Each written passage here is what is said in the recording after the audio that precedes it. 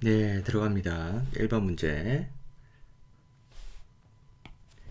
재심은 가를 추구할 때 당면할 수 있는 문제점과 해결 방안을 알 수 없어요. 재심은 나부터 라까지 있는데 어디가 문제점인지 또 어떤 재심문이 해결 방안을 제시하는지 알 수 없습니다.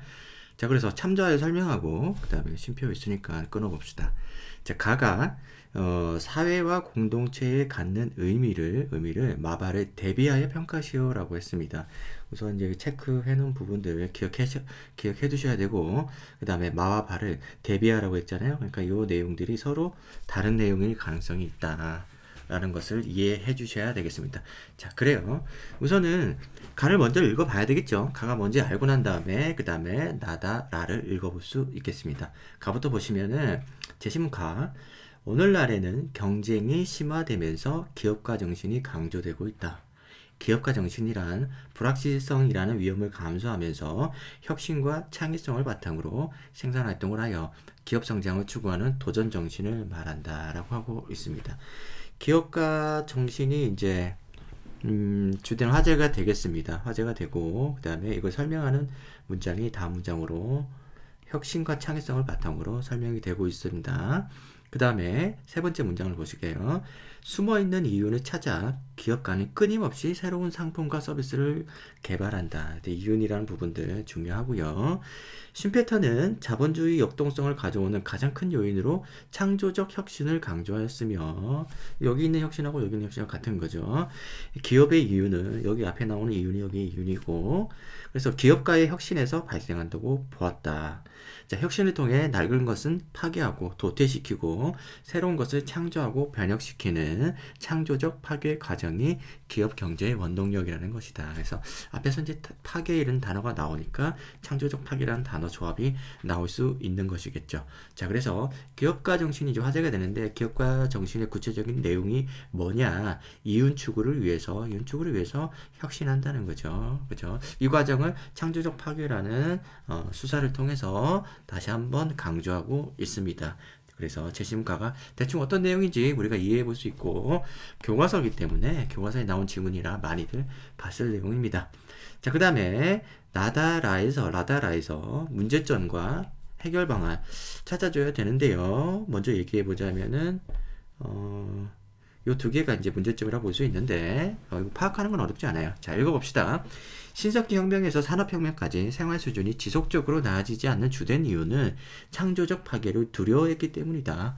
자, 그래서 기술혁신은 인류 사회의 번영을 가져다 주지만 옛것을 새것으로 갈아치우고 특정 계층의 경제적 특권과 정치 권력을 파괴한다라는 겁니다. 어쨌든 이거는 이 특정 계층 파괴하는 이거는 이게 낡은 것이라고 볼 수 있겠죠. 낡은 것은 경제적 특권과 이런 특권이죠. 특권과 그 다음에 권력 이런 부분 부정적으로 묘사하고 있습니다.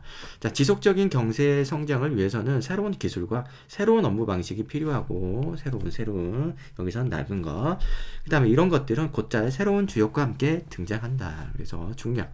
그 다음에 창조적 파괴 과정에서 이를 게 많은 세력은 새로운 혁신을 도입하지도 않을 뿐더러 그런 혁신에 저항하고 막아보려 애쓰기 일수다라는 겁니다.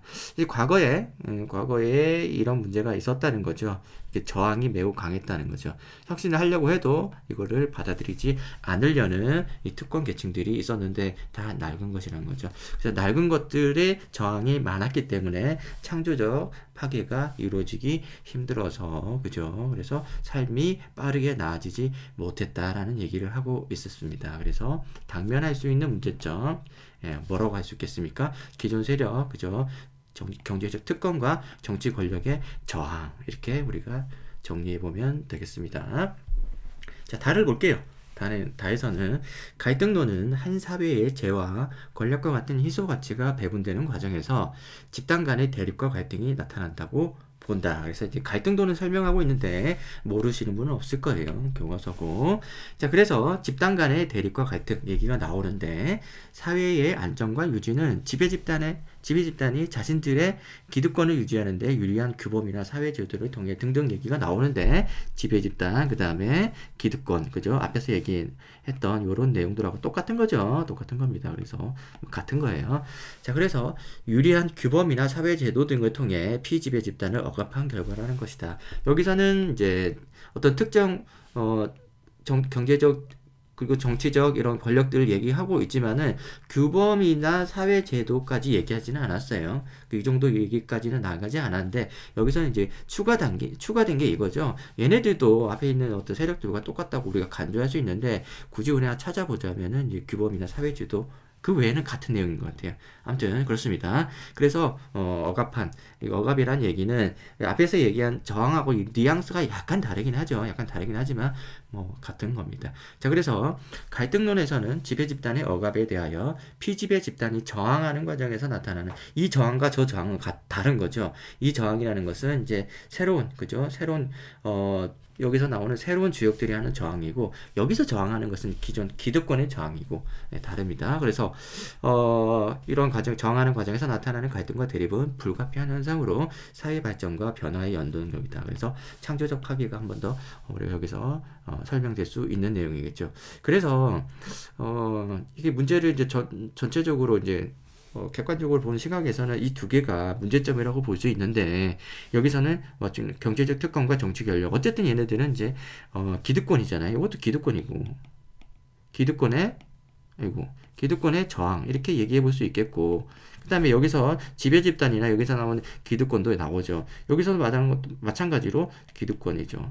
기득권의 억압 이렇게 얘기해 볼 수 있는데 결국 내용이 기득권 얘기가 나와서 제시문에 선택이 적절치 않은 것 같습니다. 좀 다른 얘기의 어떤 제시문들이 나와줬으면 좋겠는데 결국 여기서 어떤 차별점을 찾아내기가 쉽지가 않습니다. 기껏 겨우겨우 찾아서 우리가 이제 규범이나 사회제도 얘기는 하지만 이게 제시문 두 개를 나눠서 볼 정도로 이게 핵심적인 차이냐라고 본다 그러면은 글쎄요, 적절치 않은 것 같습니다. 좀 아쉬운 내용이죠. 어쨌건 간에 출제 의도는 그게 맞고 우리가 할 수 있는 것도 거기까지입니다. 규범이나 사회제도를 우리가 부각시켜가지고 두 개를 구분하면서 각각의 문제점을 얘기해 줄 수밖에 없다는 점.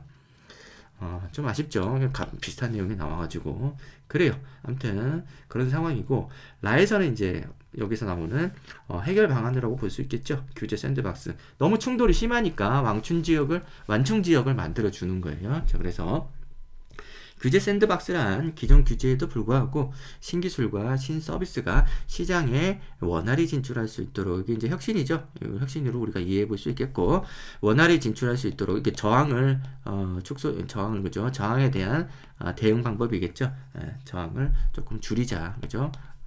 이렇게 낮추기 위해서 표현하기가 어렵네. 아무튼 그렇습니다. 있도록 혁신성과 안정성을 바탕으로 시장 진출에 기회를 주거나 시간과 장소 규모에 제한을 두고 실증 테스트를 활용하는 제도다. 샌드박스란 어떤 이 공간 안에서만 그죠?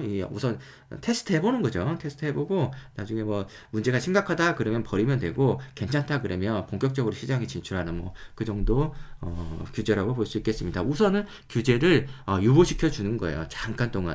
그래서 소규모로 한번 테스트해보는 그런 의미를 갖고 있습니다. 자, 그래서 2019년 1월 규제 샌드박스가 도입된 이후에 승인된 총 410건 중 185건이 시장에 출시되거나 실증 테스트 중에 있다라고 하고 있습니다. 그래서 성과가 나쁘지 않다는 거죠. 어쨌든 여기서 성공하는 것들이 시장에 출시가 된다 그러면 그게 하나든 두 개가 됐든 결국에는 이 저항 때문에 이게 좌절되는 일은 없다는 거죠. 규제 샌드박스 덕분에 그죠? 좌절될 수 있었던 그런 가능성이 있었던 것들도 시장에 나올 수 있었다라고 우리가 이해해 볼 수 있겠습니다. 아무튼 그래요.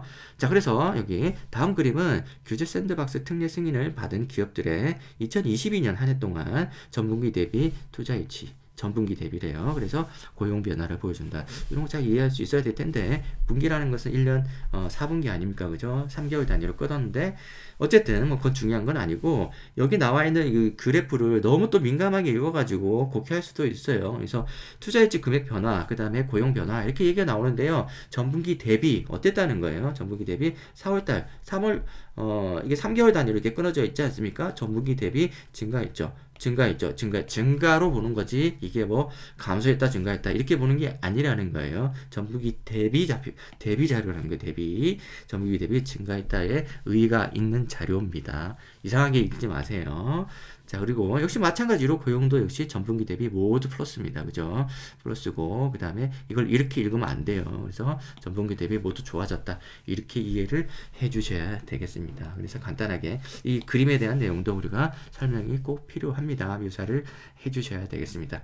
그래서 라를 쓸 때는 규제 샌드박스에 대한 내용 이해를 해주시고, 그 다음에 그림을 통해서 논증을 해주시고, 이렇게 쓰면 될 것 같아요. 자, 그래서 심표 앞에까지 우리가 끝났습니다. 그래서 이렇게 답안을 작성을 해주시면 되겠고, 그 다음에 다시 한번 읽어보면 뒷부분은 제시문가가 사회와 공동체에 갖는 의미를 마발을 대비하여 평가하시오. 자, 이 부분에서 여러분들이 좀 예민하게 읽어주셔야 될 것이 사회와 공동체에 어떤 의미를 갖느냐. 우리 제시문 나를 보면은 생활 수준이 지속적으로 나아진다, 뭐 이런 얘기들이 나오죠. 하지만 전반적인 얘기를 봤을 때 우리가 볼 수 있는 것은 기업의 이윤 추구에 중점이 있지 않습니까? 기업의 이윤 추구를 위한 창조와 혁신, 이렇게 이해가 되고 그것이 저항을 받는다. 그죠? 그 다음에 라에서도 역시 마찬가지로 경제적으로 우리가 해석이 되고 있어요. 그렇지만 논제에서는 사회와 공동체, 특히 공동체란 말은 앞에서 논의된 적이 전혀 없지 않습니까? 그죠?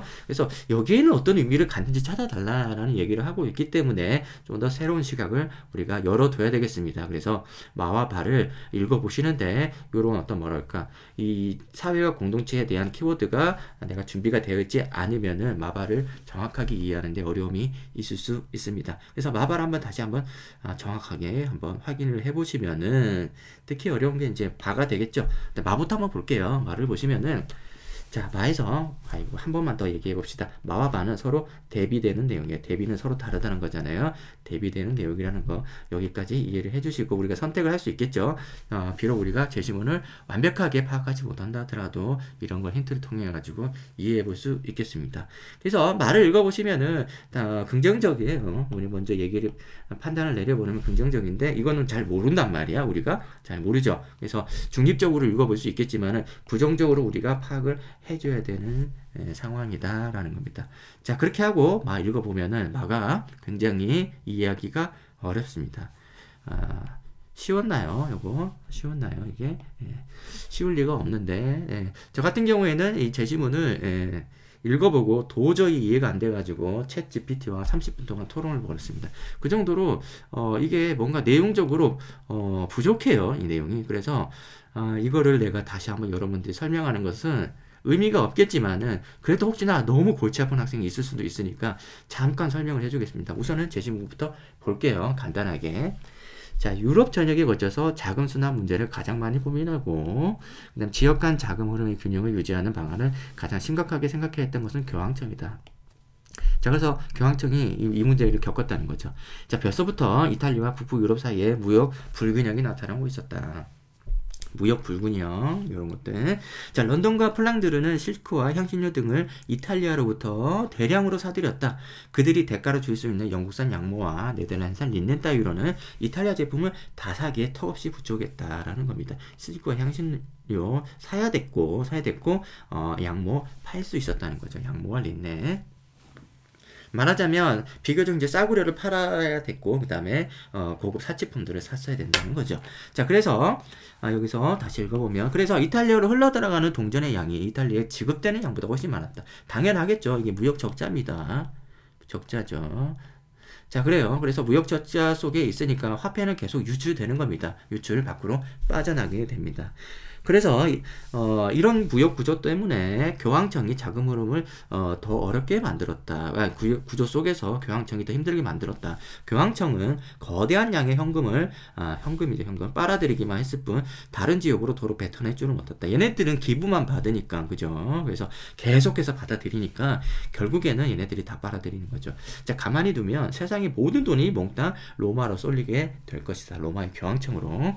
자, 그래서 당시 무역업을 경험했던 은행들로부터 삼각무역을 통해 이게 혁신이에요. 삼각무역. 이런 앞에서 계속 문제가 발생하죠. 이런 어떤 동전이 유통이 잘 안 된다는 거예요. 자금이 전부 다 교황청으로 다 흘러 들어간다는 거예요. 그래서 삼각무역을 통해 이 현금 흐름의 편중 문제를 해결했다는 겁니다. 자, 가령 어떤 은행의 피렌체 지점이 잘 읽어야 돼요. 어떤 은행의 피렌체 지점이 영국 코츠월드로부터 양모 원사를 산다고 하자. 이 은행의 런던 지점은 교황청으로 보낼 조공의 일부를 영국의 농부에게 양모 원사의 대금으로 지불한다. 이 부분은 이해의 핵심이에요. 선결제한다는 거야. 이거 굉장히 핵심입니다. 선결제한다는 거야. 돈을 먼저 주고 그 다음에 양모를 나중에 받겠다는 거예요. 그 이후 피렌체 지점은 양모 원사를 세척 재직한 후에 가공된 직물을 로마에 판다라고 하고 있습니다. 이것을 산 로마 지점에서는 구매 대금을 피렌체로 보내는 것이다. 그래서 피렌체로, 그쵸. 그래서 런던 지점을 대신해서, 잠깐, 죄송해요. 이 로마 지점에서 구입 대금을 피렌체로 보내는 것이 아니라 런던 지점을 대신해서 교황청에 낸다라는 겁니다. 핵심은 내가 지금 설명할 게 먼저서 제가 헷갈렸는데, 자, 핵심은 이거예요. 자, 이제 세계 이제 영국, 어디다 쓰는 게 좋을까? 이거 모르겠다. 영국이 있고, 그 다음에 우리가 이제 피렌체가 있고, 그 다음에 이제 교황청이 있어요. 이렇게 있습니다. 그래서 영국에서 물건들을 들여오기 위해서 이 동전 대금을 화폐 이동 방향을 보세요. 일로 가요. 근데 피렌체는 결국에는 교황청에다 돈을 내야 되기 때문에 또 화폐가 일로 갑니다. 그러면은 다시 화폐가 일로 오든 와서 어떻게든 뭔가 돼야 되는데 얘는 이걸 다 먹기만 하고 뱉어내지를 않는다는 거예요. 이 구조를 바꾸지 못한다는 겁니다. 그래서 어떻게 돼요? 결국에 어떻게 되냐면은 동전이 화폐가 다 전부 다 이 방향으로 다 흘러가 버리니까 영국은 계속해서 화폐가 부족해지는 상황이 발생을 하고 화폐가 너무나 부족해져요. 돈이 완전 말라버리는 거예요. 화폐가 말라버리고 교황청은 화폐가 넘쳐나는 거죠. 화폐가 넘쳐나는 거죠. 이렇게 되면은 양쪽 다 피해를 입습니다. 얘네들은 유동성이 부족해가지고 뭐 물건을 사가지고 뭔가를 만들 수 있어야 되는데 돈이 없잖아요. 돈이 없으니까 이 유동성이 부족해서 굉장히 힘들어지고 경제가 힘들어지고 교황청도 역시 마찬가지죠. 돈만 많으면 될 게 아니라 화폐가 너무 많으니까 인플레이션이 발생을 해요. 그러면 화폐가 너무 많으니까 화폐 가치가 뚝 떨어져 버린다는 거죠. 이해가 되시나요? 영국은 양모를 팔아요. 양모를 파는데 얘는 또 사치품을 또 사네. 그 과정에서 화폐가 결국에는 이쪽으로 간다는 거예요. 가는데 문제가 뭐냐면 영국이 양모를 팔면 자 여기 제시문에 없는 설명 지금 들어갑니다. 영국이 양모를 팔면 결국에는 피렌체에서 화폐를 일로 줘야 되잖아요. 주지 않는다는 거예요. 왜냐하면 얘네들이 실크나 그 다음에 향신료들을 산다고 해서 그 돈을 냄새도 못 맡아보고 다시 피렌체에서 머문다는 거죠. 오히려 이 화폐가 피렌체로 더 간다는 거예요. 이해되시겠죠? 그 과정에서 화폐가 마른다는 겁니다. 화폐가 말라버려요. 그러면은 얘네들은 영국에서는 유동성 문제를 아주 심각하게 겪을 것이고 다만 긍정적인 점은 이 교황청이 화폐 가치가 뚝 떨어진다. 화폐가 너무 많아지니까 가치가 떨어지죠. 화폐 가치가 떨어지니까 양모의 가격은 굉장히 상승을 하겠죠. 양모의 가격이 실물 가격이 굉장히 상승을 하겠죠. 그러면 교황청도 불리한 입장입니다. 이해가 되시겠죠? 영국은 유동성을 얻는 대신에 양모 가격의 가치분을 손실을 보는 상황이 됩니다. 하여튼 여기까지 설명을 더 이상 하면 안 되고 다만 이제 화폐만 생각을 해보세요. 화폐가 이쪽으로 다 몰려가기 때문에 유동성 부족으로 인한 어떤 경제적인 문제가 굉장히 크게 발생한다는 거예요. 단순히 양모 산업뿐만 아니라 경제 내 화폐가 말라버림으로 해가지고 발생하는 여러 가지 문제들이 있겠죠. 교황청은 역시 마찬가지로 화폐가 너무 많아지면은 인플레이션이 발생해가지고 화폐 가치가 떨어짐으로 해가지고 양모 하나 사는데 굉장히 많은 돈을 지불해야 되는 약간 기형적인 구조가 점점 악화된다는 겁니다. 그래서 이것을 좀 자금을 풀어준다는 거죠. 결국에는 돈이 일로 가요. 왜냐하면 영국은 계속해서 무역 적자를 극복할 수 없기 때문에 결국은 일로 갑니다. 일로 가는데 단지 처음에는 이 삼각무역을 하기 전에는 피렌체에 돈을 다시 받았다가 다시 가는 과정이 없이 그냥 가고 끝이라는 거예요.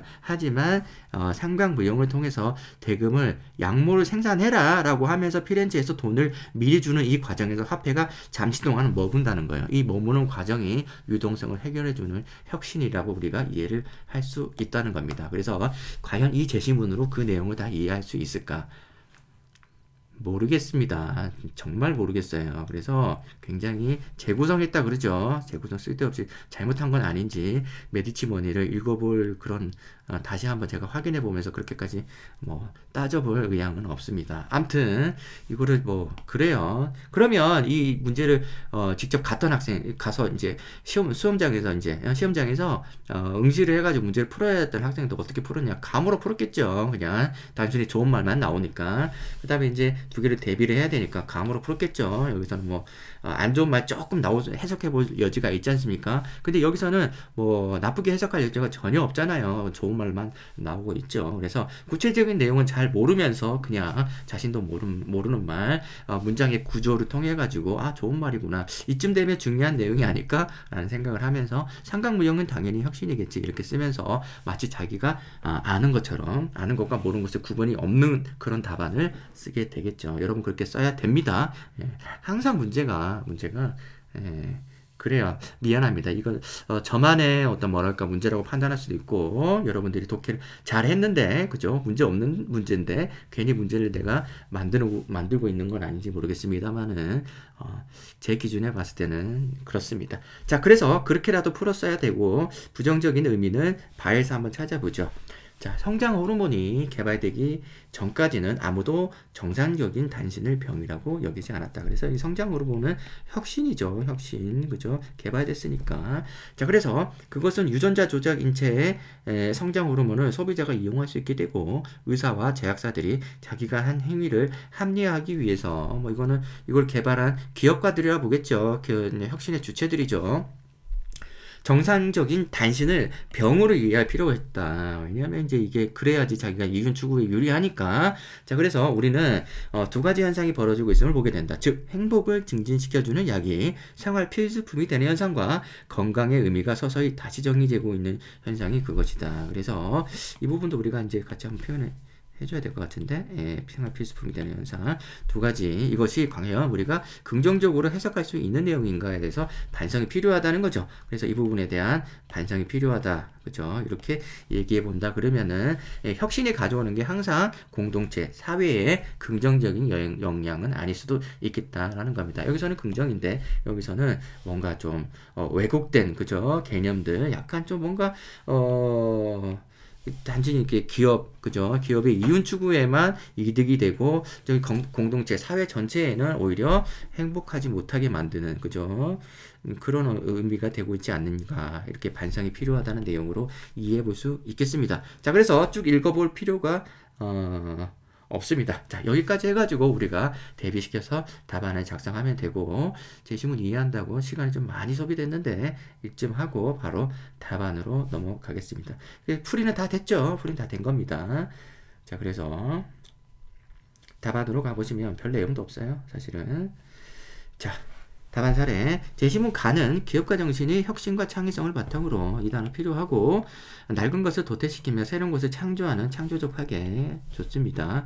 경제 역동성 뭐 이윤 같은 것도 쓰면은 더 좋았겠죠. 자, 그 다음에 그러나 나다는 이러한 혁신적 시도가 종종 사회적 저항이란 말 좋고요. 기존과 법 제도 하에서 법 제도, 그러니까 이게 나고 이게 나고 이게 다겠죠. 이게 다겠죠. 요렇게 쓰려는 의도인 것 같아요. 자, 그 다음에 어려움을 보여준다고 해가지고 이 어려움에 대한 나다 묶어서 먼저 주장을 해주고 그 다음에 나다를 이렇게 차례대로 설명하고 있어요.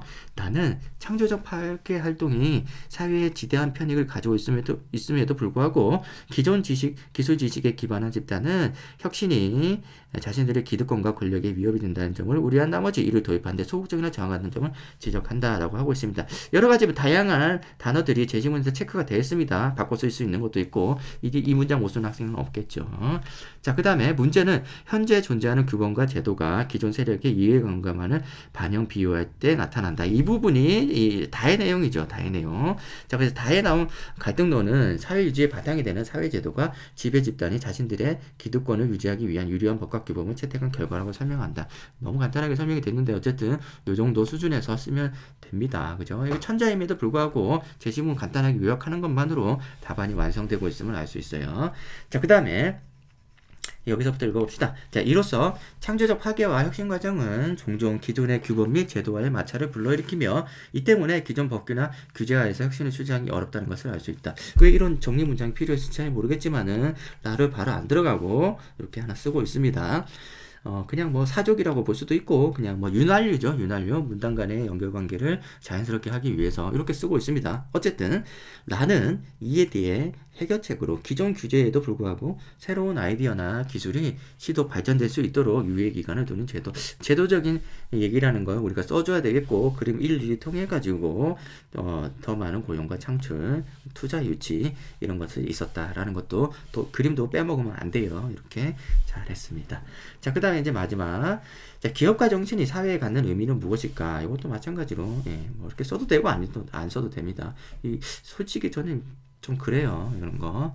자, 마에 나온 이탈리아의 금융가들은 아니 잠깐만요. 그 마음에 걸리네. 이렇게 써도 됩니다. 나만 그렇다는 거예요. 많은 학생 예시담안들이 이런 물음표 많이 써가면서 쓰고 있어요. 저만 그런 거예요. 자, 마에 나온 이탈리아의 금융가들은 당시 유럽 전반의 현금 흐름이 한 곳에 편중되는 구조적인 문제, 혁신적으로 해결하면서 사회에 큰 편익을 가져왔지만 조금 부족해요. 현금 흐름이 지금 편중되는 거 맞긴 맞는데 설명이 이렇게 간단하게 되는데, 그죠? 여러분들 좀 더 썼을 거라고 생각되는데, 더 써도 됩니다. 뭐, 영국, 양모, 뭐 이런 얘기 하면서, 피렌체와 뭐 교황청, 그 다음에 유동성 문제, 이런 것들 얘기하면서 좀 더 써도 됩니다. 이런 쓸데없는 문장들을 쓰니까,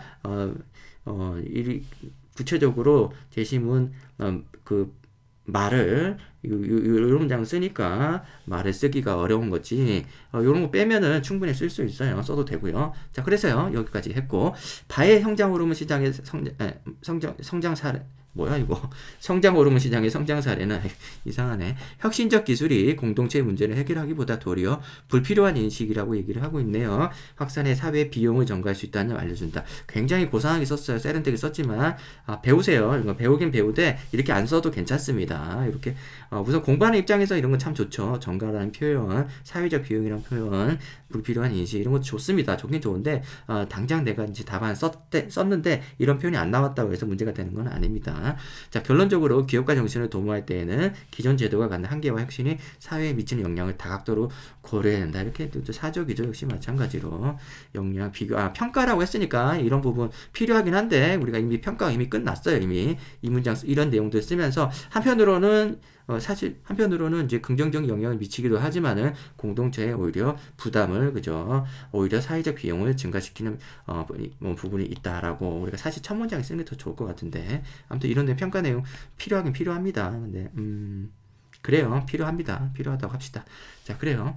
자, 그렇게 해서 1번 문제 우리가 이렇게 풀어봤습니다. 모두 해결이 됐죠. 문제점과 해결 방안. 전형적인 서강대의 문제죠. 제시문들의 연결 관계, 그죠? 의미 관계, 그죠? 활용, 이런 것들을 잘 파악하는 것이 중요한 내용이고, 사실상 내용적인 측면에서 따지고 들어가는 것은 별로 없습니다. 그래서 제시문이 많은 문제들은 항상 그래요. 제시문들 간의 관계를 파악하는 게 핵심이 되겠습니다. 관건이 되겠습니다. 자, 그래요. 자, 1번 문제 이렇게 하겠습니다.